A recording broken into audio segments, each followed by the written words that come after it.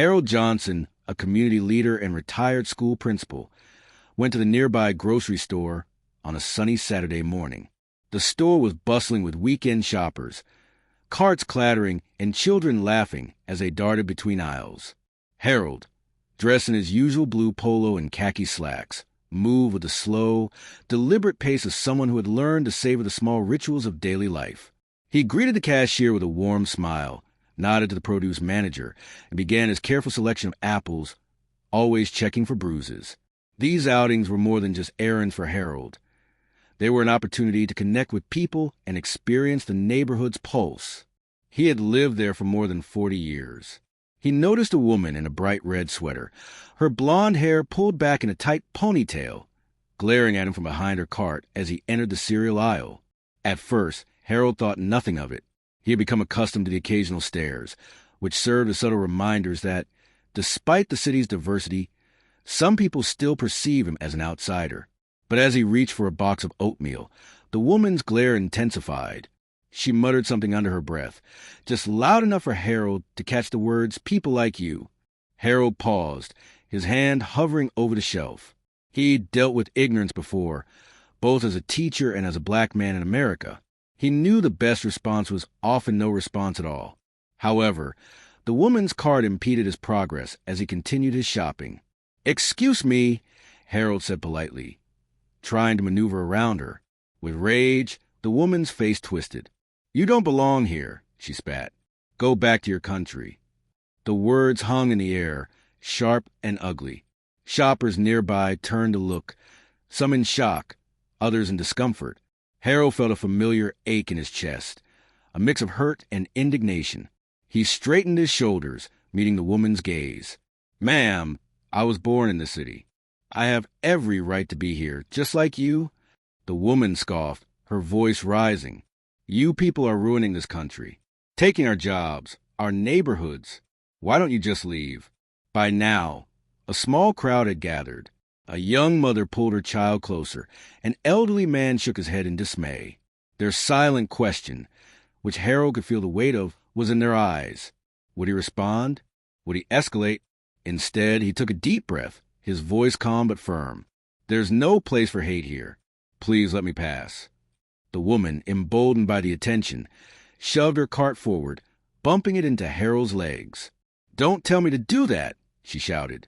"You're the one who should leave." At that moment, a store manager hurried over, his face pale. "Is there a problem here?" He nervously glanced between Harold and the woman to ask. Before Harold could answer, the woman launched into a tirade, accusing him of harassment, of threatening her. "He's dangerous," she cried. "He shouldn't be allowed in here." The manager looked uncertain, torn between the angry customer and the dignified man he'd seen shopping here for years. But before he could respond, another shopper, a young woman with a phone in her hand, stepped forward. "I saw everything," she said.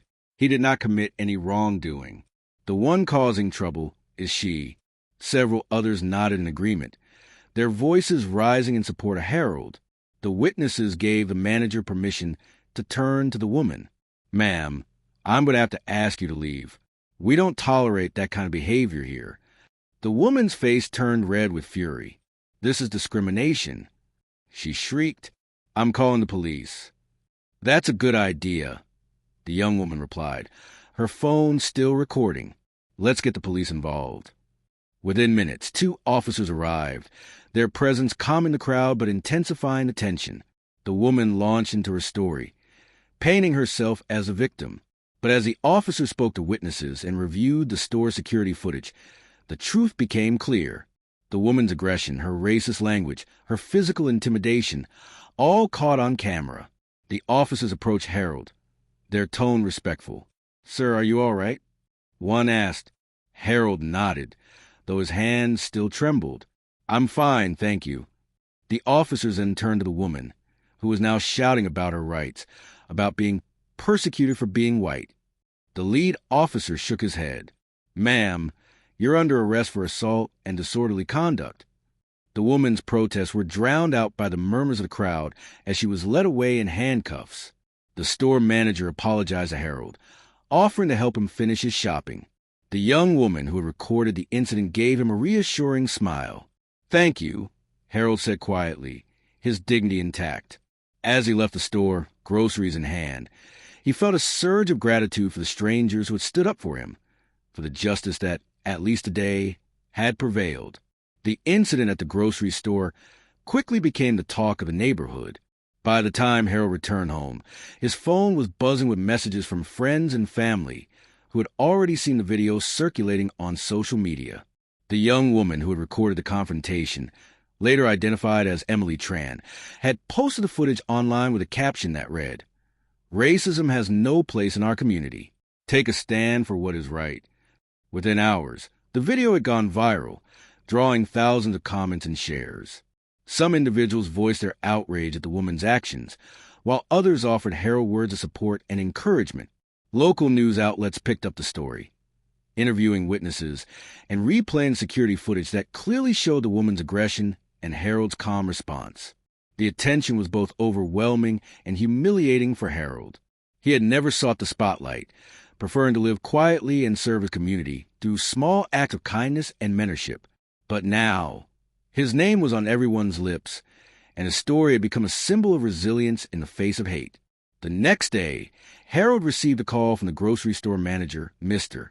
Patel, who apologized again for what had happened and offered to deliver Harold's groceries personally for the next month.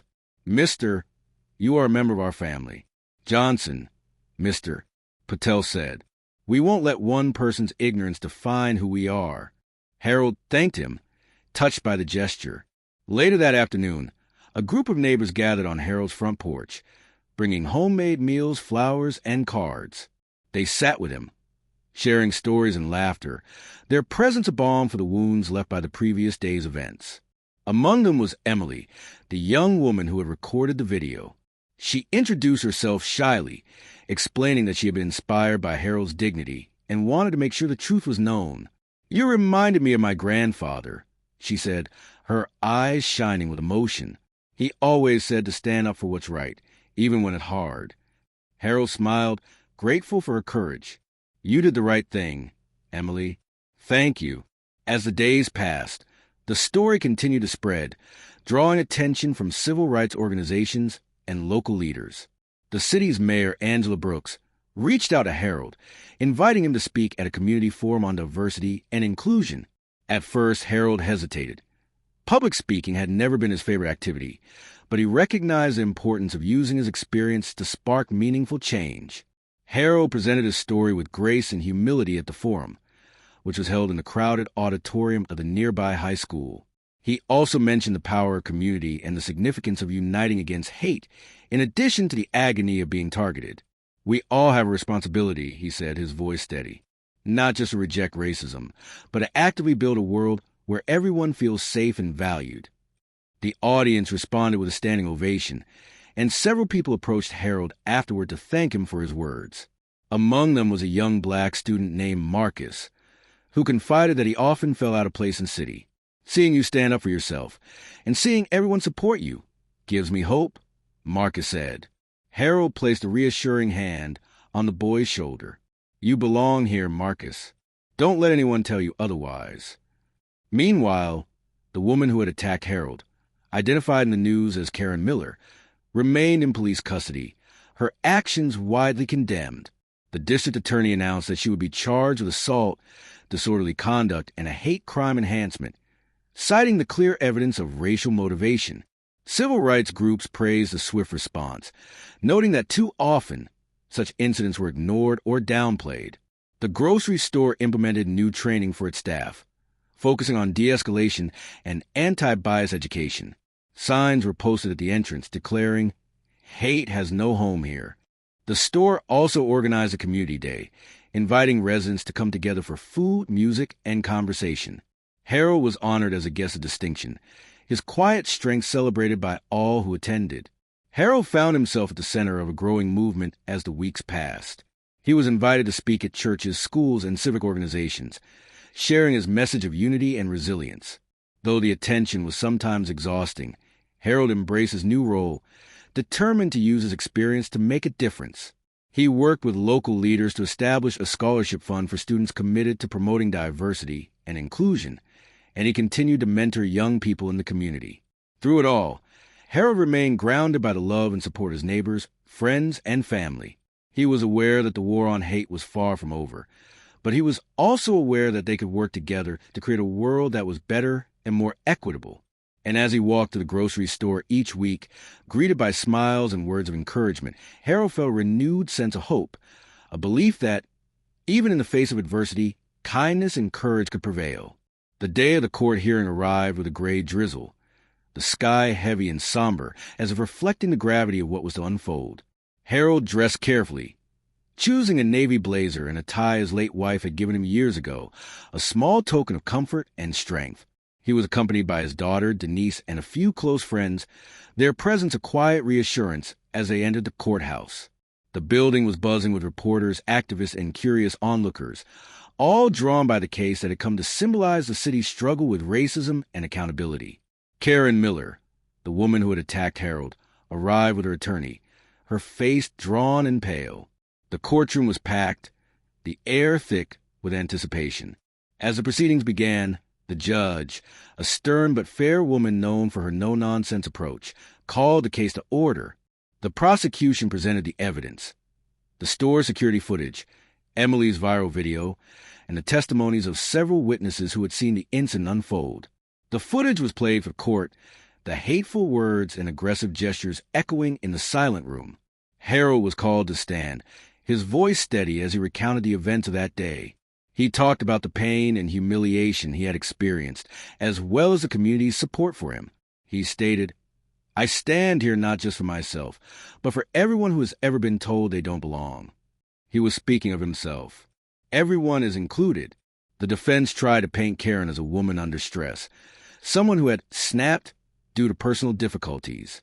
But the evidence was overwhelming, and the judge was unmoved by pleas for leniency. Karen herself was given a chance to speak. She stood, trembling, and addressed the court. "I am sorry for what I did," she said, her voice barely above a whisper. "I was wrong. I let my anger and prejudice get the better of me. I can't take back my words, but I want to try to make amends." The judge listened, then delivered her verdict. She declared, "Racism and hate have no place in our community. This court finds you guilty of assault, disorderly conduct, and a hate crime enhancement. You are sentenced to community service, a substantial fine, and mandatory participation in an anti-bias education program. Let this serve as a warning that such behavior will not be tolerated." People in the courtroom expressed a mix of relief and satisfaction upon hearing the sentence. Harold felt a weight lift from his shoulders, not because Karen had been punished, but because justice had been served and a message had been sent. After the hearing, reporters crowded around Harold, asking for his reaction. He spoke with the same respect he had displayed during the ordeal. He stated, "I hope this is a turning point, not just for me, but for our whole city. We have to keep standing up for each other, keep building bridges, and keep believing that change is possible." The story made headlines across the region, sparking conversations in homes, schools, and workplaces. Karen's lack of jail time sparked outrage among some, while others argued that education, financial punishment, and public accountability were all better options. Civil rights leaders praised the outcome, noting that education and restorative justice may sometimes be more effective than incarceration alone in changing people's minds. In the weeks that followed, Karen began her community service at a local food bank, working alongside people from all walks of life. She listened to the stories of people she had once judged and feared at anti-bias workshops. Slowly, she began to understand the pain she had caused, and she reached out to Harold with a letter of apology. Harold read the letter carefully, weighing its sincerity. He was a firm believer in the power of forgiveness, but he also understood that actions alone were not enough to bring about change. In his reply, he urged Karen to keep going on her self-reflection journey and to use her experience to educate others. "We all make mistakes," he wrote. "What we do next is what matters." Meanwhile, the city continued to grapple with the aftermath of the incident. The grocery store's Community Day became an annual event, drawing people together to celebrate diversity and unity. The scholarship fund Herald had helped establish grew, supporting dozens of students in their pursuit of higher education and social justice work. Herald continued to speak at events, his story inspiring others to stand up against hate and to believe in the power of community. Through it all, he remained humble, always quick to credit those who had supported him and to remind people that the fight for justice was ongoing. As the seasons changed and the city moved forward, Harold found peace in the knowledge that, even in the face of ugliness, goodness could prevail. He walked through the grocery store each week, greeted by smiles and friendly waves, a living testament to the resilience of the human spirit and the possibility of redemption. Months passed, and the city's wounds began to heal, though the memory of that day in the grocery store lingered in the minds of many. For Harold, life settled into a new rhythm, one marked by a deeper sense of purpose and a wider circle of friends and supporters. The scholarship fund he had helped launch flourished, with local businesses and civic groups contributing generously. Each semester, Harold attended the award ceremonies, shaking hands with students whose dreams were now within reach. He saw in them the same resilience that had sustained him through his own trials as he listened to their stories. Some had overcome discrimination, poverty, or family difficulties. The grocery store, once the site of pain and humiliation, became a symbol of transformation. The annual Community Day grew into a citywide festival, with food, music, and cultural performances celebrating the diversity that made the neighborhood strong. Harold was always an honored guest, but he insisted on helping with the setup, arranging chairs and greeting volunteers with his trademark warmth. Emily, the young woman who had recorded the original incident, became a close friend and ally. Together, they organized workshops on bystander intervention and anti-racism, inviting people of all ages to learn how to stand up for one another. The workshops were well attended, and Harold was heartened to see so many young people eager to make a difference. Karen Miller, the woman whose actions had set all this in motion, completed her community service and anti-bias training. She kept a low profile, but word spread that she had become a regular volunteer at the food bank, quietly helping those in need. One day, she approached Harold at the community festival, her eyes downcast but her voice steady. "I know I can never undo what I did," she said, "but I want you to know I'm trying to be better. Thank you for giving me a chance to learn." Harold nodded, offering her a gentle smile. "We all have the power to change, Karen. What matters is what we do with it."